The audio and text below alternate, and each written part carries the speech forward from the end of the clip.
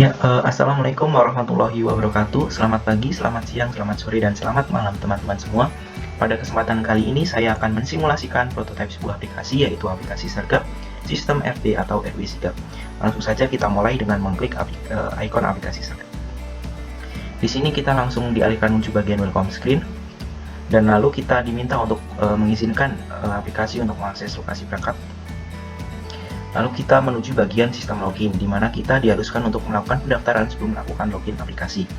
Langsung saja kita klik di bagian daftar. Kemudian di sini ada beberapa isian biodata yang harus dilengkapi. Kita isikan sesuai dengan biodata kita.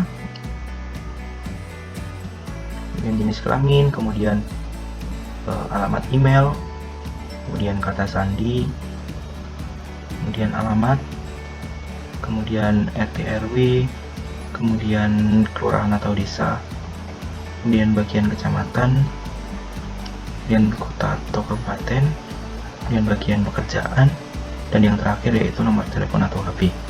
Setelah selesai, lalu kita akan mengklik bagian daftar di sini, dan kita akan dialihkan ke bagian verifikasi akun, di mana kita sudah dikirimkan kode verifikasi ke nomor yang sudah kita daftarkan tadi.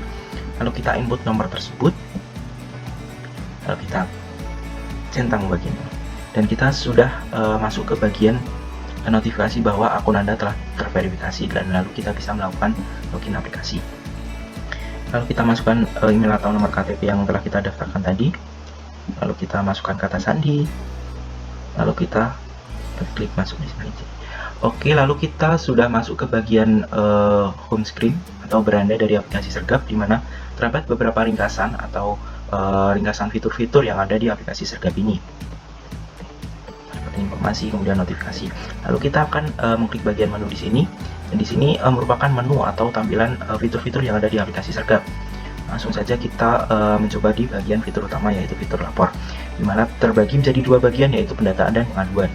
Lalu klik bagian pendataan, kita dialihkan ke bagian penambahan pendataan, di mana sebelum kita mengajukan pendataan, kita diharuskan untuk mempersiapkan dokumen-dokumen terkait. Kemudian kita klik selanjutnya. Di sini merupakan formulir isian warga yang harus dilengkapi disesuaikan dengan data diri kita.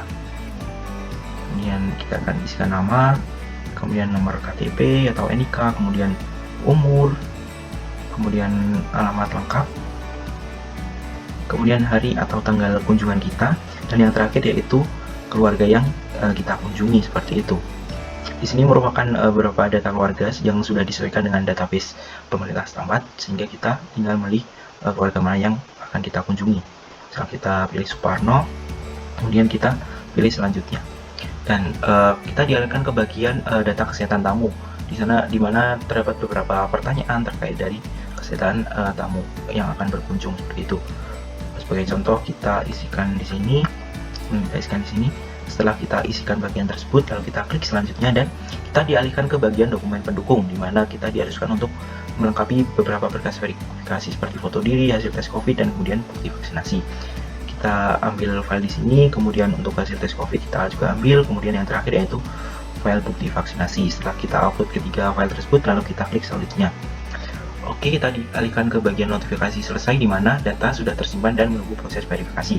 Kita dapat memantau proses verifikasi di bagian pendataan, kemudian riwayat pendataan, atau kita bisa klik di sini. Ini adalah bagian riwayat pendataan beserta statusnya. Oke, selanjutnya kita akan masuk ke bagian fitur pengaduan. Sama seperti fitur pendataan tadi, kita akan menambah pengaduan, di mana di sini ada judul, jenis, deskripsi, dan bukti pengaduan yang akan kita sampaikan.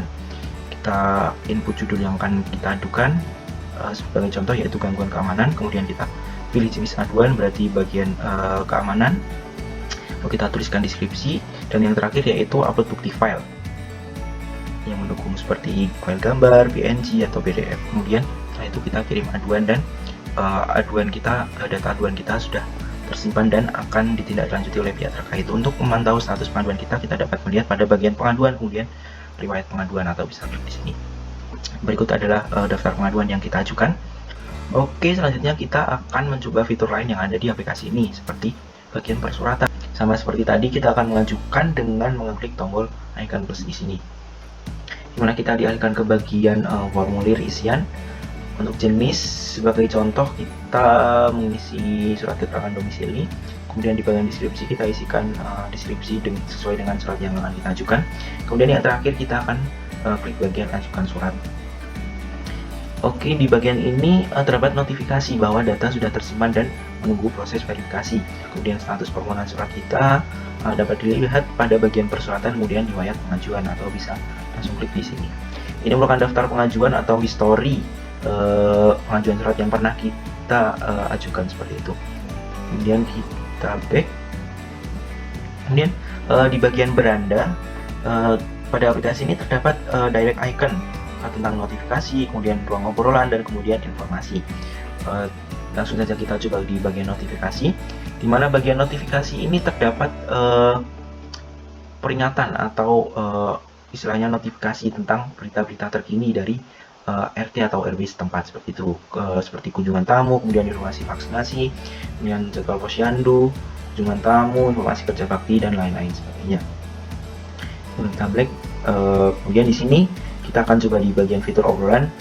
Ya, di sini merupakan salah satu contoh ruang obrolan, di mana merupakan sarana komunikasi antar warga dari RT atau RW setempat, dilengkapi dengan beberapa fitur seperti tulis pesan, kemudian tambah upload dokumen, kemudian upload kamera, ambil gambar, kemudian import gambar dari galeri, dan juga voice note seperti itu. Kemudian yang terakhir yaitu direct icon informasi, di mana di sini merupakan berita secara lengkap yang disampaikan oleh tokoh-tokoh dari RT atau RW setempat, seperti dari Suparno ini tentang kunjungan tamu yang beliau terima dari saudara Misbakus. Jadi melalui informasi ini warga dapat istilahnya berkontribusi atau memantau secara langsung perkembangan dari tamu-tamu yang ada di RT atau RW setempat seperti itu. Kemudian ada informasi vaksinasi dari ketua RT, kemudian ada informasi gotong royong atau kerja bakti dari ketua RT.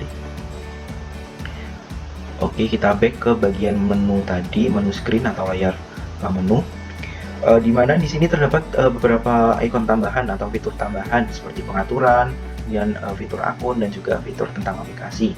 Di mana di bagian pengaturan kita bisa menyesuaikan aspek-aspek atau indikator yang sesuai dengan kebutuhan kita, seperti bahasa, ukuran teks, notifikasi, dan kemudian setting lokasi seperti itu. Kemudian di bagian akun di sini menampilkan profil akun yang telah kita daftarkan di bagian pendaftaran pada sebelum masuk ke login tadi, mana kita bisa mengatur profil yang sudah kita daftarkan tersebut. Kemudian di bagian tentang kita mendapatkan informasi secara singkat tentang aplikasi Sergap sistem RT atau RW Sigap seperti itu, tentang versi terkini, FAQ, syarat dan ketentuan, kebijakan pribadi, lisensi, dan kemudian hubungan. Ya baik, sekian simulasi prototipe aplikasi Sergap sistem RT atau RW Sigap yang dapat saya sampaikan. Atas perhatiannya kami ucapkan terima kasih.